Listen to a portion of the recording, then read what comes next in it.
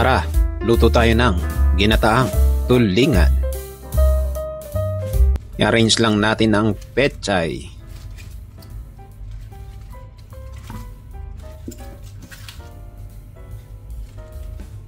Lagyan lang natin ng kamatis. Chinap-chap ko nga lang palang kamatis na yan. Pwede ring hindi. Lagyan din natin ng sibuyas, luya, bawang. Taas niya nga pala. Pinaksiw ko na yung ating tulingan. Arrange lang natin yan ng ganyan. Ang purpose ng pagpapaksiw ko para hindi malansya syempre. Pwede nyo rin prituin yan. Tas lagyan lang natin ng gata na nasa lata. Pwede rin kayong gumamit ng fresh para mas masarap. Lagyan lang natin ng magic sarap. Mga kalahating pakete lang. Or 1 tablespoon siguro.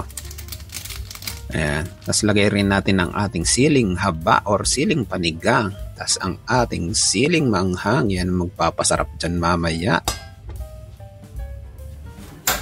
Yan, pakuluan lang natin yan. Tapos check lang natin. At lagyan natin ng mga pampalasa. Lagyan lang natin ng paminta. Patis, syempre.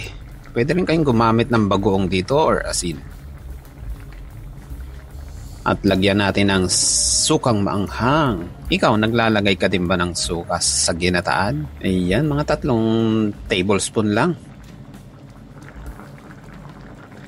Tas yan. At tikman natin kung anong lasa niyan.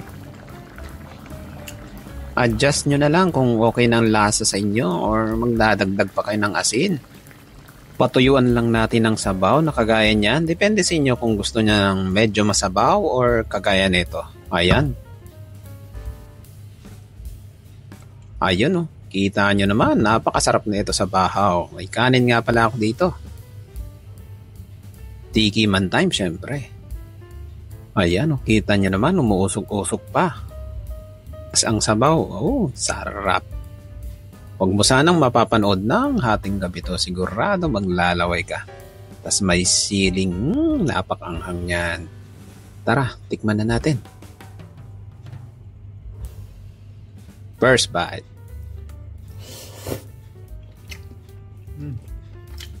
Sarap. Lakas na ito sa kanin.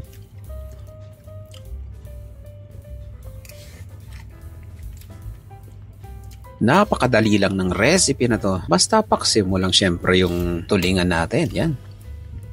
Chili bite. Anghang yan. Nang nag-e-edit nga ako nito, naglalaway pa rin ako. Sana masubukan nyo. Napakasarap niyan. Kain tayo.